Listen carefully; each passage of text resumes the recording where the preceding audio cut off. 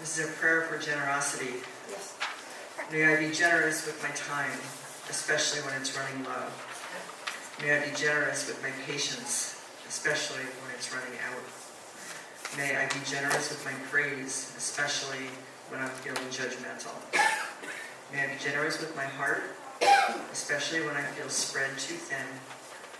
May I be generous with my listening, especially when focused on my own concerns.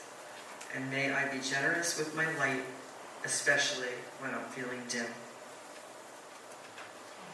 And I also would like to share a beautiful quote that I found about generosity, and it reads, "Generosity includes offering kindness, care, love, and nurturing where it is needed. Furthermore, the spirit of generosity can and does ultimately relate to how we treat ourselves.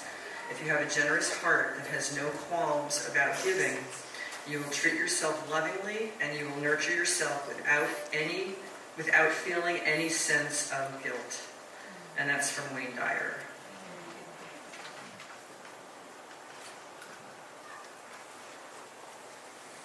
I love these little real vignettes, right? Sometimes when we talking about our spiritual journey, yes, we hold to Mother Teresa, Jesus, and sometimes we lose sight as little small things are really big things, right?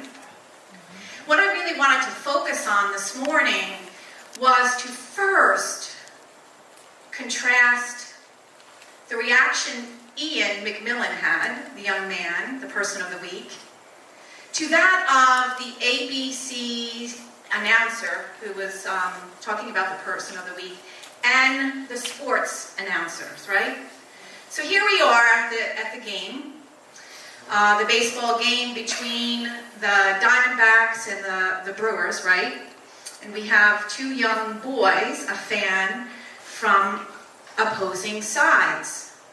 And during the fourth inning, professional baseball player throws it, and one of the boys gets it, obviously the Arizona Diamondbacks. Ian gets the ball. And I want to first look at the reaction that in introducing this segment, the ABC said, something caught our eyes. Something we couldn't believe was happening right before our eyes. And then when we listened to the casters, we hear them say, "Is he doing this? Are you kidding me? Wow, that boy is a star. Yeah, he is the light of the world. Is he not? Yes. And so are you, and you, and you, and everyone." And what we see in Ian is, it was natural. It was the right thing to do. We didn't think about it. Yes, he reflected on saying that his mother and father instilled good morals and values. But he didn't even have a split second. Sometimes we see in our youth we're more closer to the truth of who we are, right? We get conditioned out of the truth somehow. And those reactions of both the ABC announcer and the sportscaster reflect, according to Desmond Tutu and the Dalai Lama, a collective myth that we have all bought into. Where in the Book of Joy, Desmond Tutu says, we think it's the aberration when we see good things or a person acting out of selflessness. But it is really the truth of who we are. And so I just want to share that myth that the Dalai Lama shares in the chapter of generosity. He said that we have been brought up to think that we have to obey the laws of the jungle.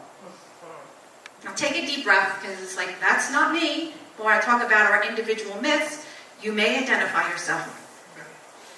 We have been brought up to think that we have to obey the laws of the jungle, eat or be eaten. We are ruthless in our competitiveness. So much so that ulcers are a status symbol that show us how hard we work. We work hard to not only to supply our needs and the needs of our families, but we are trying to outdo the other. We have downplayed the fact that actually our innate created nature is that we are made to be complementary, compassionate, generous, and cooperative. We have become dehumanized and debased. As Martin Luther King Jr. said, we must learn to live together as sisters and brothers, or we will perish together as fools. So just look at that, right? We're bombarded all the time with the news cycle. We're not here to bash news. There's a place for good factual information that we need to know about. But sometimes it gets carried away. And actually in Ellen Davenport's 5 Principles book, she talks about, she used to be, before she became a minister, one of the roles that she had was that she was a reporter. And what makes the news is that things that are out of the ordinary make it in the news. So on one hand, we can celebrate when we see, when they're reporting on the atrocities on one way, that it is out of the ordinary. Hooray, because when we become, although sometimes we can get anesthetized, we can, but not enough of focusing on the good and the beauty. More persons of the week, persons of the day, persons of the minute, stories of generosity and of compassion. And what Desmond Tutu speaks to of, yes, we are innately good, do we not also find that in our own principles within unity? Principle 1, that God is good, is all there is, omnipotent. And number 2, if God is all there is, then we too are divine. That we too, within us, have that innate goodness, that innate generosity, that innate compassion. But we fall asleep as we walk between the worlds of the physical rules, what we see by appearances, and those of our spiritual truths. And it is sometimes hard to remain steadfast to that. And I want to even go deeper, not just a little bit of those brief words that Ian said, but when he speaks, he so succinctly describes compassion and generosity. First, he says, I saw the young boy was sad.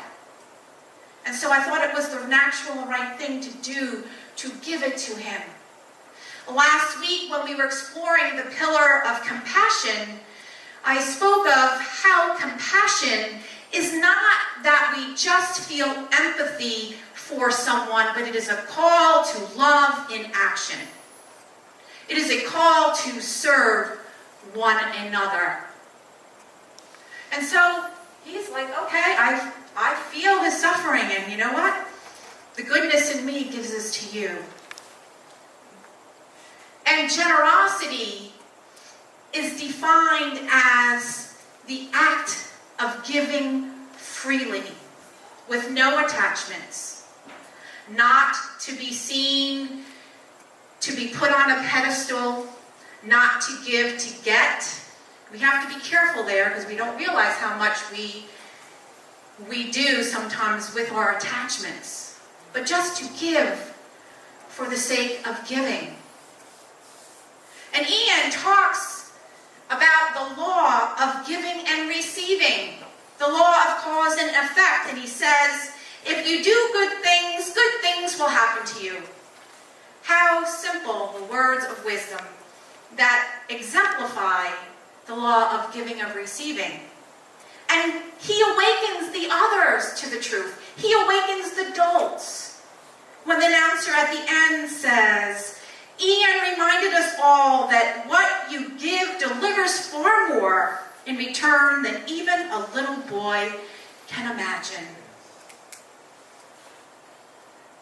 And it also shows that the generosity and compassion is contagious, like we spoke about last week. It is the ripple effect.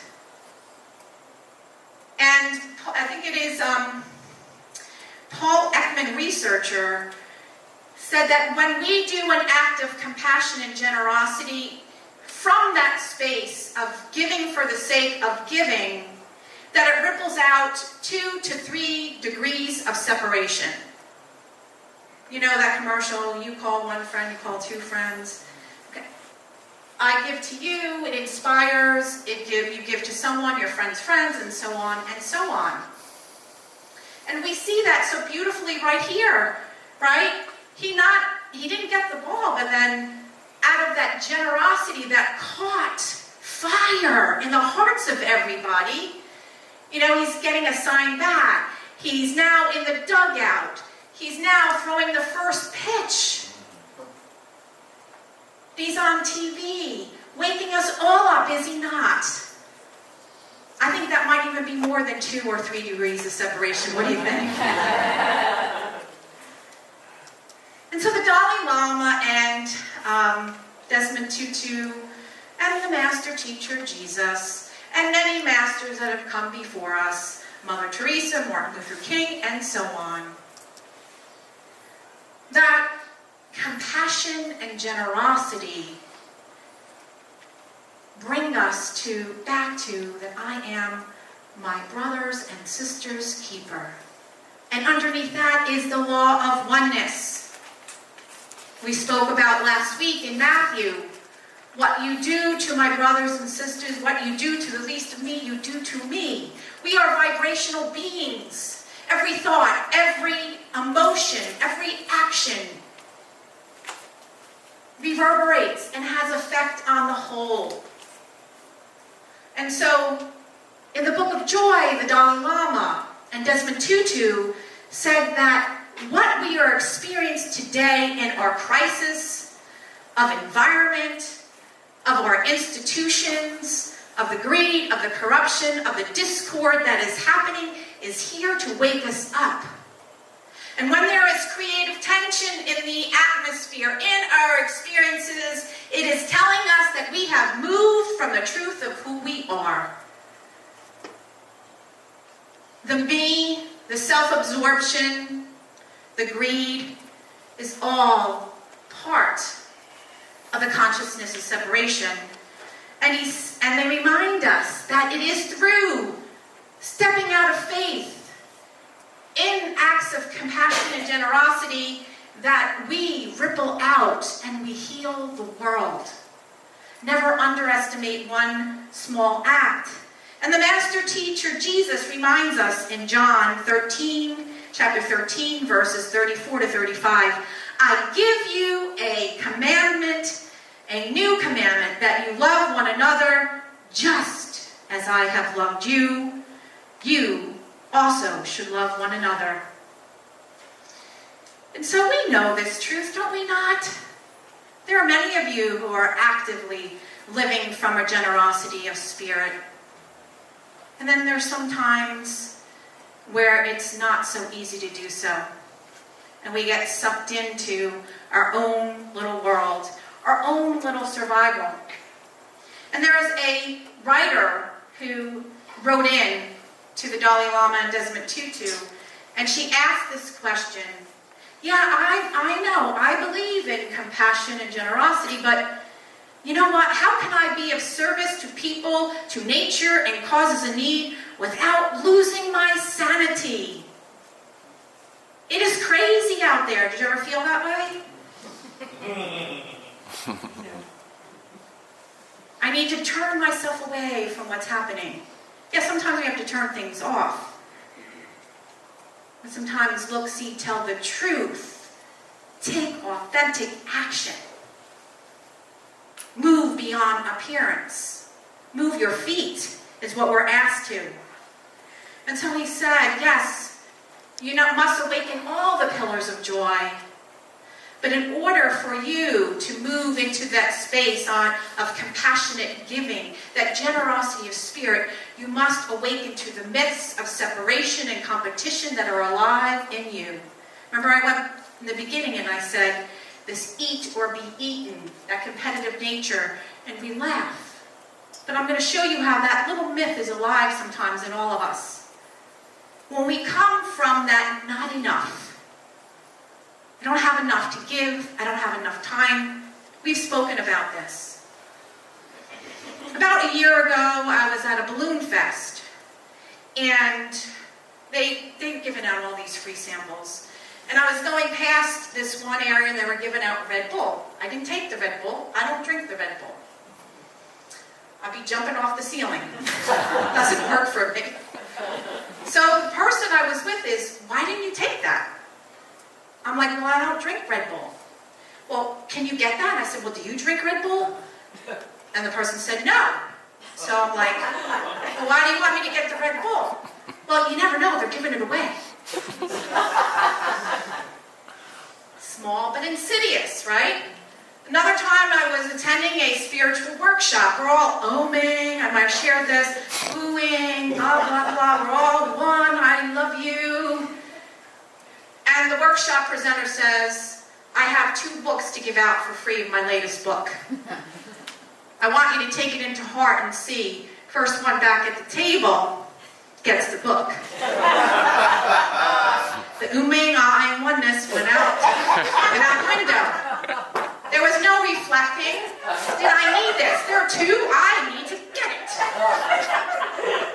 People were all back, running each other over, right? We see this in the holidays when they have these sales, only I of something. Do you ever stop to take a breath? And then he also said that we must speak truth to power. Our institutions are coming. This is not where we have to be mindful here. How do we speak truth to power without being in judgment, right? We know it's out of an alignment because violence begets violence, right? And sometimes we don't realize that our words are violent and they add to the collective energy of violence. We put them in categories thinking as long as I don't knock your lights out, I'm good. But if I have a judgmental thought, you're a real beep beep, not so bad, right?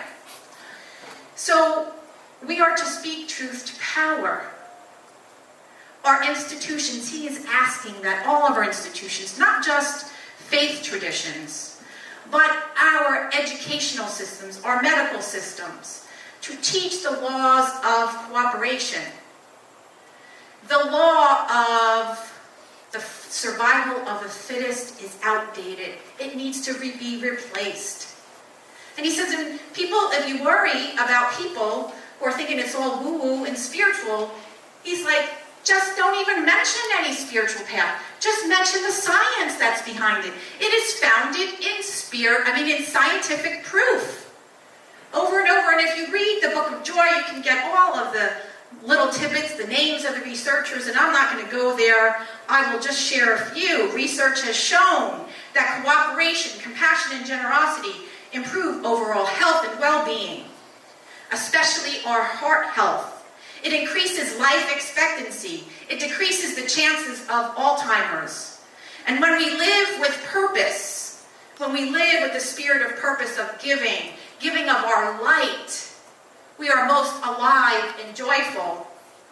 And they actually had research about successful companies. Those who treat their employees with generosity, care, take an interest in your family, make sure you're getting pay raises when you need to, really taking that interest, it becomes my company, not just a company that you clock in, you clock out about. And they notice that their profits are even more. And all of these lead to living a joyful life. So it is about us waking up our institutions, speaking these words of truth and power, and telling the science behind it. And then there's the call of faith, right? And they share 3 ways of giving. Some of you who have been in a prosperity class have heard, give of your time, your talent, your treasure. And this is a little bit, it's similar, but they speak of 3 types of generosity. First is material giving. In this community, we do a lot of this, right? Of food, of clothing, of shelter, of money. Vincent Soup's Kitchen, we give nutritious soup to those who are ailing or in need. We collect clothing and backpacks and supplies for the young children, for the homeless. We've done this so beautifully. And we've collected money for hurricane people who have been suffering from hurricanes. The second form of giving is giving freedom of fear. And this is where we give. Our giving is to help protect others who are in need, or to help stand with them and give of our time to alleviate their fear. We see this happening right now in North Carolina, right?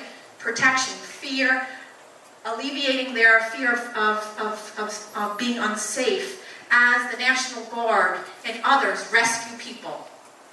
As the policemen watch over Central Park. Those are all ways that we give protection. And how we give our time and attention to others by taking somebody to the doctor. Our prayer chaplains here do that beautifully when they pray one-on-one with somebody. And then the last type of giving they speak to is speaking spiritual giving. Is giving, when we talk of speaking truth to power, it is also giving information, imparting spiritual truth and wisdom to others in an effort to empower them. Habitat for Humanity has that slogan, give a man a fish they eat for a day, teach them how to fish, and they fish for a lifetime. And our spiritual principles are about empowering you to awaken to the truth of your being. And so how may I do that? Reading the daily word to somebody who might be ailing, reading an inspiring book, teaching a class on meditation or stress, or writing a book like beautiful Rebecca in the back. She shares her healing story to empower others and gives ideas in her meditation book. And now she's in the process of writing another book. I think it's called The Mother Load. Is that correct, Rebecca? Managing the Mother Load. Managing the Mother Load. She's a mother of 5. And exquisitely is there for her family and knows the importance of serving others. And so if you want to know any more about that, please see her. And others in this community do that as well. And Patricia Lockney and Paul, and I can go on and on.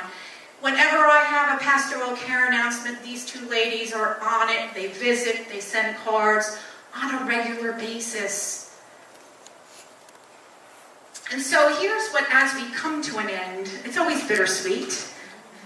I like the excitement of starting a new series, but then it's like, I love being in this. I love the Dalai Lama. I love Desmond Tutu. And so before I close, I'm going to call you into practicing the generosity of spirit, if you so choose. So when you come up for the sacred walk, I have a brief closing of what the generosity of spirit is that incorporates all of the pillars in a brief paragraph that's beautiful from the Book of Joy. And on the back, I'm calling you into being a generous of spirit. Where I'm going to ask you from now until Thanksgiving to pick someone, or a group, or an organization that you're not going to receive financial compensation for to participate in these forms of giving. Now, if you want to pick someone you're already doing now, that's fine. If you want to pick more than one, I just want you to just look and deepen whatever you're doing.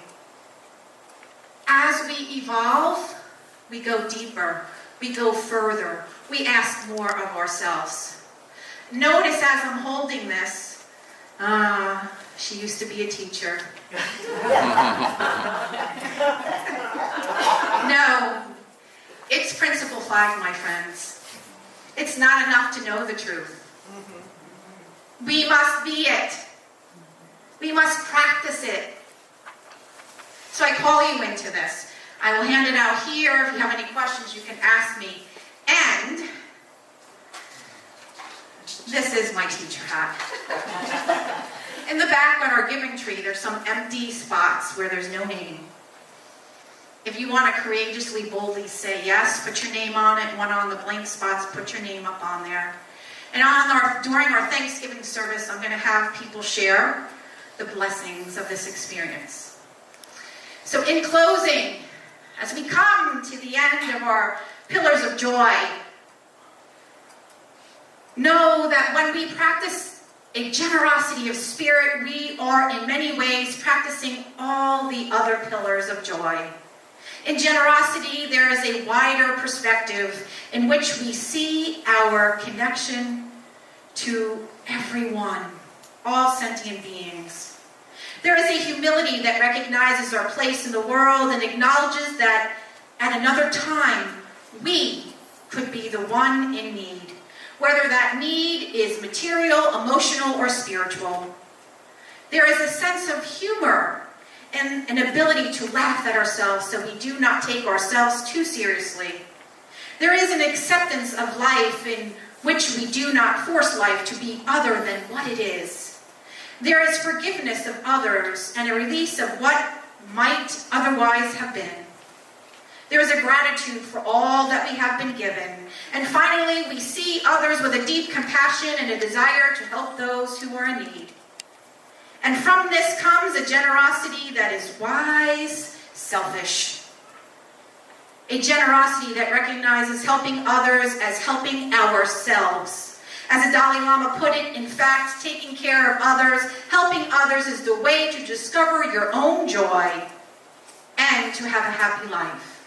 And in closing, in the words of E. McMillan, if you do good things will happen to you. And from our ABC announcer, Ian reminds us, what you give freely delivers far more in reward than even a little boy can imagine. Namaste.